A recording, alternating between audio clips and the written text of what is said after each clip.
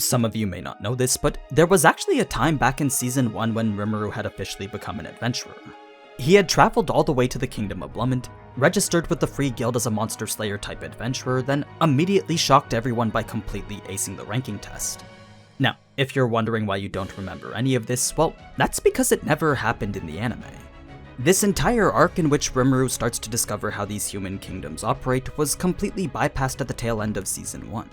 It's a pretty massive portion of cut content that not only explains the fundamentals of the guild and adventurers, but also shows how Rimuru learned a couple new abilities that were essential to the next arc. So let's take a look at what exactly happened during Rimuru's journey to becoming an adventurer. But first, this video is sponsored by Raycon, the premium wireless earbuds that not only cost about half the price, but also maintain that crisp audio quality and high level of comfort. With the new everyday earbuds, you can get 6 hours of continuous playtime from a single charge, as well as seamless Bluetooth pairing to make using them the easiest it's ever been. Seriously, the instant I open the case, the everyday earbuds are already connected to my phone. What's gotta be my most favorite feature though is the noise isolating bit that comes from the everyday's new compact design. It's actually perfect for when I'm taking long flights to anime conventions. The additional comfort makes them ideal to sleep with, and the noise isolation makes it a lot easier to hear my audiobooks and music. So I'll definitely be using them in October when I go to Anime NYC. Now, just like the name, I actually have been using them every day because of how convenient they are. I really just like the fact that I can leave my phone in my room and still listen to my music or videos in any other part of the house. So if you're interested in the everyday earbuds, then feel free to use buyraycon.com/AniNews to get 15% off your order. Once again, that's buyraycon.com/AniNews or the link in the description to save 15%. Now, let's get back to the video. We start things off only a few days after Rimuru had returned from the armed nation of Dworkin. Though these were events that happened a few episodes into Season 2 Part 1, where they actually took place was before Rimuru had even found Shizue's students. So this whole mini-arc actually occurs in a weird space between the events of Season 1 and Season 2. As we know, Rimuru's dreams of these children who were unfamiliar to him was the leading factor in why he decided it was time to visit one of the human kingdoms. It was a covert mission in which he was planning to discreetly investigate things all while disguised as a human. While Xion normally would have been the one to accompany him, her presence was a bit too overt for the discreet type of mission Rimuru was going for. I mean, when she had tried to conceal her aura in an attempt to prove that she could do it, she instead just ended up making it bigger. Shuna was of course the next best candidate after Xion, but her proficiency with the analysis skill made her one of the only people capable of keeping tabs on any potential threats to Tempest. Remember, with the Demon Lords now being aware of Rimuru's existence, there was no telling when one of them might try to stir up a bit of trouble. So, in the end, the group to travel with Rimuru was going to be Ranga, one of Soei's body doubles, and a select group of guides that Rimuru had chosen beforehand. This group of guides wasn't yet aware of the job that awaited them, but it just so happened that these 3 exact adventurers were currently looking for a way to pay Rimuru back. As they were now, Ellen, Cabal, and Guido felt that they owed Rimuru an insurmountable debt. Not only did he slay numerous monsters that posed a threat to their kingdom, but he was also the sole reason why the 3 of them were able to be promoted to B-rank adventurers. You see, whenever the 3 of them would arrive at the city of Tempest, there was always a surplus of materials and resources that Rimuru would give them for free. These horns, fangs, ears, and whatever else would then serve as proof that Cabal and the others had completed their mission. It would show to the guild that they had slain monsters that threatened the nearby towns and villages. They weren't really materials that could be sold for money, but they did grant the 3 of them points. Points which would then be used to upgrade their ranks. It was a method of cheating the system that allowed them to climb the ranks far faster than anyone before. And even though something like this normally wouldn't be allowed, the Guildmaster Fuse decided to make an exception for it. Despite being well aware of what Cabal and the others were doing, their connection with Rimuru was simply far too important to risk compromising. So, as long as the 3 of them continued their training in Tempest, as well as showed restraint when it came to turning in resources, the arrangement they'd stumbled upon could continue as usual. That said, the group didn't want to just continue showing up to Tempest only to take whatever materials they could. They truly wanted to be of help to Rimuru.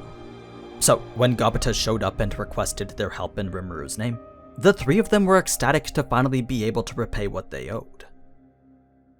Now, The reason a guide was even needed in the first place was because no formal route actually existed between Tempest and Blumend. There were 3 highways currently under construction, but the ones to the Dwarven Kingdom and Eurazania were closer to completion than the one to Blumend. So, as it was now, a one-way trip to Blumend could take anywhere from 2 to 4 weeks by foot. Over a third of the route was unpaved forest paths that could prove to be quite daunting. That's why someone like Cabal, who was supposedly familiar with where to go, was needed as a guide. In any case, the initial half of the journey was traversed by wolf-pulled carriage.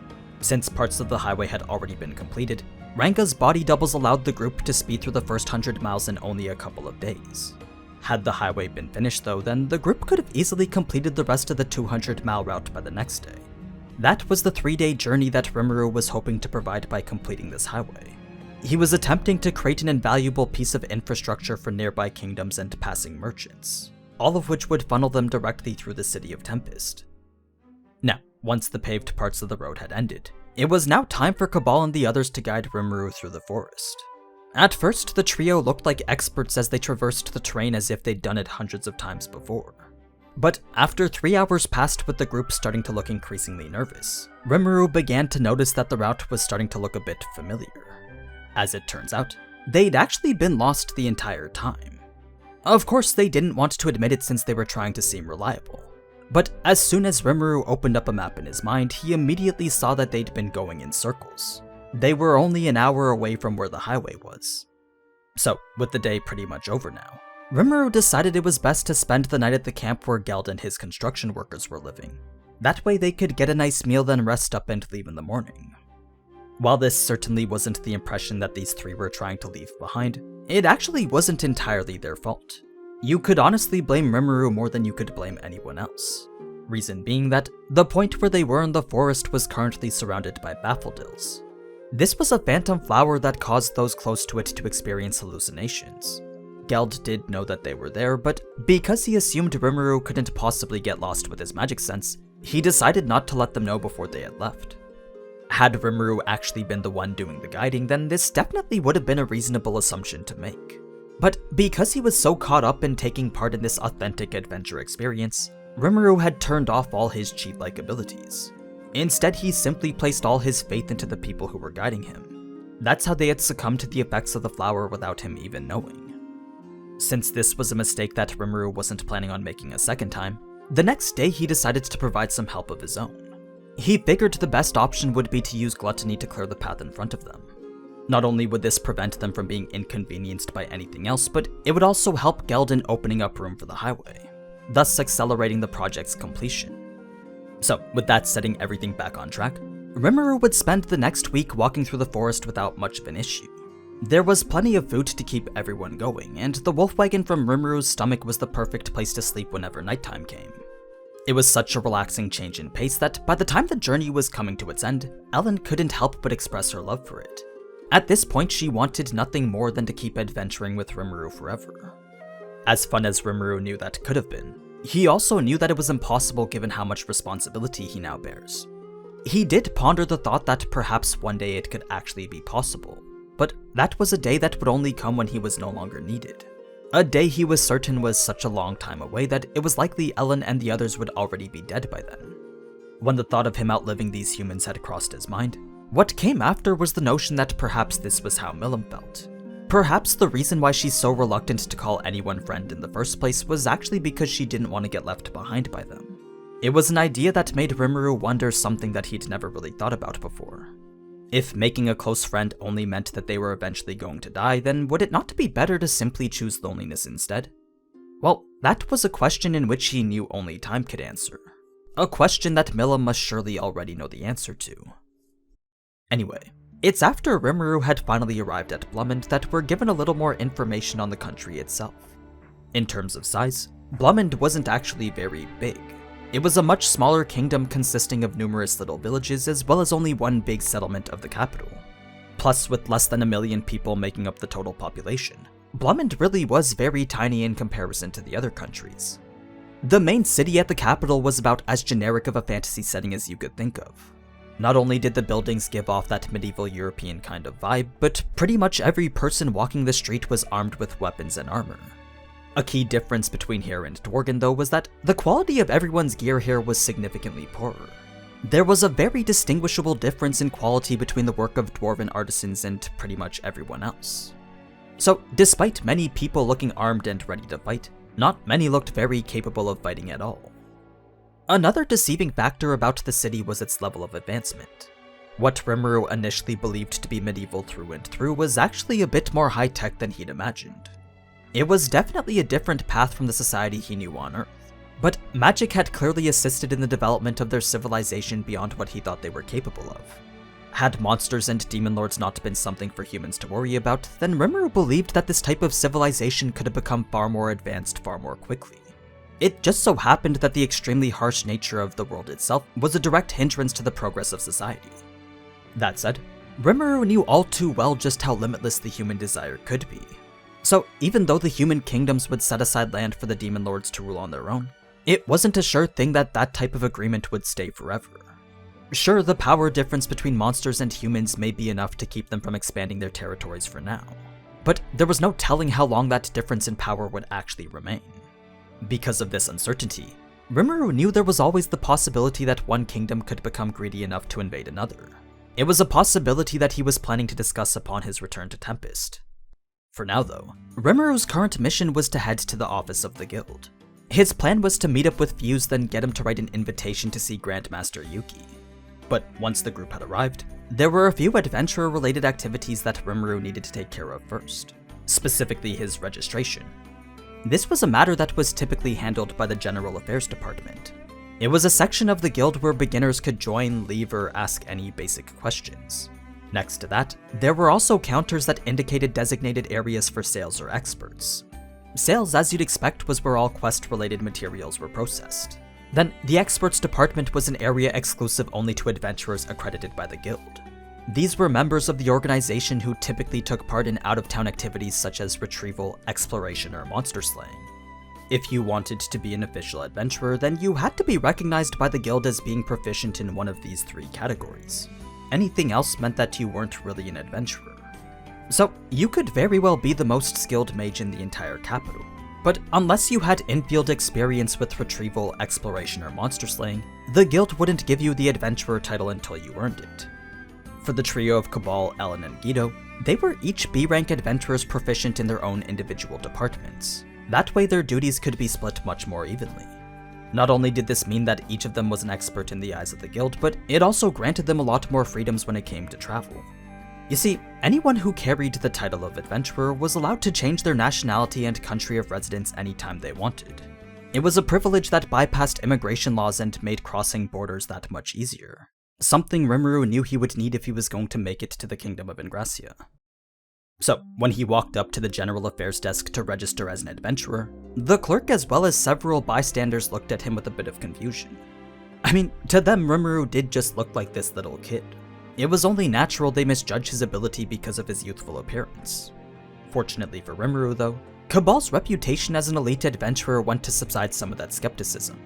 Not everyone believed it when he said that this kid could take all of them on at once, but just the fact that it was coming from Cabal was enough to make them think that it could be true. It was a statement that worked to grant Rimuru permission to take the test. As for what this test entailed, well, each was different depending on the department that the candidate was going for. Explorers were required to thoroughly investigate man-made ruins and report their findings. Retrievers were sent into the forest to find and bring back a specific item. Then, monster slayers were given a set of increasingly difficult monsters to fight and kill. Of course, Rimuru could easily do all three, but because the monster slaying test could be taken immediately, that's the one that he decided to go for. Now, the moment he declared that this was his intent, both the clerk and nearby adventurers were shocked by this seemingly hasty decision. I mean, this test wasn't something any rookie could simply take and walk away unscathed from, and that's because a minimum ranking of D was required to complete it. The way these ranks worked in the guild was much like how it worked in many other systems. Every new adventurer had to start off at the lowest rank of F. Then, from there they could only take jobs that were the same rank or one rank higher. As soon as some actual experience has been gained, that's when the guild can choose to promote you to the next rank. It was a system designed by Yuki himself in order to prevent accidents and keep adventurers safe. So, when it came to monster slaying, Both the jobs as well as the test that Rimuru was about to take was limited by the ranking he was currently assigned. That said, the test did also provide the opportunity to quickly improve said rank. Reason being that for each monster Rimuru successfully beat, not only would his rank go up to the next level, but he would also be given the option to immediately take the test for the next rank after. That's why it was pretty much a consecutive sequence of increasingly difficult battles. Should he fail while fighting one of the higher ranked monsters though, then as penalty his rank would be demoted.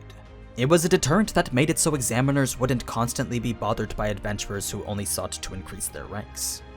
But anyway, due to the earlier commotion caused at the General Affairs Desk, a summoner-type examiner was already on site to see for himself whether Cabal's words were true or not. He personally didn't believe that Rimuru was as strong as Cabal was making him out to be, so he was very eager to test Rimuru's skills with a set of monsters from his own personal arsenal. The first monster he summoned was a low-level hunter hound that met its end as quickly as it appeared. With a single slash, Rimuru had beheaded the opponent in front of him, thus granting him the rank of E as well as silencing the entire room in the process. While Theegis wasn't really impressed, he did become a tad upset when Rimuru joked about wanting to skip to the A rank test. It made it seem as if he was looking down on everyone else. So, despite the next test being for the D rank, the monster Theegis had summoned would have been challenging even for a C rank. It was a fully armored dark goblin that many recognized as his primary servant, an opponent that surely didn't fit the rank that it was being tested for. But just like how it was with the hunter hound, so too did Theegis' go-to summon meet its end with an immediate decapitation, once again stunning both the examiner and every person watching. A group of giant bats were then summoned for the C rank test. Theegis hoped that by having multiple enemies attack from different directions, then perhaps this would be a bit more challenging than all the other tests. But because Rimuru's perception speed was already so high, the bats didn't even look as if they were moving. One by one they were struck down with yet another single slash from his blade, making it painfully clear to a very frustrated Theegis that one of his strongest summons was definitely going to be needed here. So, with quite a bit of effort from his part, Theegis proceeded to complete the ritual to summon a lesser demon. Not only was this the first time that Rimuru had come across a creature such as this, but it was also the first time that he'd witnessed the summon demon's spell. It was a completely different type of magic from the one used to summon the monsters he was fighting before. A type of magic that was practically gifted to him on a silver platter. You see, just like how it was with most other magic, all it took was one glance at the spell's activation for Rimuru to make it his own. So, if you'd ever wondered where Rimuru had learned how to summon demons like Beretta or Diablo, well, this was where it all began. Getting back to the test now, this lesser demon certainly wasn't a monster suitable to give someone who was trying to climb to the B rank. It was pretty clear that Theegis was just trying to give Rimuru as difficult a task as he could. I mean, the sweat pouring down his face was evidence enough to indicate all the magical energy he'd put into it. What made this opponent so much more difficult than all the others though was the fact that it was impervious to any sort of physical attack. Because creatures like this possessed spiritual bodies consisting mostly of magicules, that meant they couldn't be affected by physical damage of any kind. That being the case, the optimal attack here was most definitely gluttony. If Rimuru had opened up with that, then this fight would have ended just as quickly as all the others. But no matter how much Rimuru wanted to absorb this demon, to do so now would attract way too much attention. So, as Rimuru dodged the demon while considering what to do next, he remembered that magic was simply the embodiment of whatever he pictured in his mind. He then recalled that his art of model will was a special technique that allowed him to convert his aura into offensive power. As he went on to consider exactly how these two functioned, Rimuru believed he could use both together to create a magic aura. So, by taking Model Will's offensive power then applying magicules to it, Rimuru was able to create pure magical energy. It was a new extra skill that allowed him to attack with magical force instead of physical force. All he had to do after producing it was simply apply the energy to his sword as if he was wrapping it in paper. The result was a usable weapon that could deal damage to spiritual enemies, the effects of which were very evident after only a single strike was needed to defeat the lesser demon, thus granting Rimuru the title of a B-rank adventurer. But yeah, that's the story behind how Rimuru became an adventurer. Of course, there's still a bit more to cover regarding this arc, but that's something to talk about in another video. Now, if you enjoyed this type of content, then be sure to subscribe since I'll be focusing on TENSURA stuff for the next 3 months. The next video I'll be making is the final part to how strong Rimuru is. Then after that will probably be some Demon Lord stuff. Now, before I go, I'd like to thank Raycon once again for sponsoring this video. If you're looking for high quality premium earbuds that are both comfortable and affordable, then I highly recommend using buyraycon.com/AniNews or the link in the description to check out the everyday earbuds. But anyway, as always, thank you so much for watching, and if you enjoyed this type of anime content, then you already know what to do. So, until next time, ciao!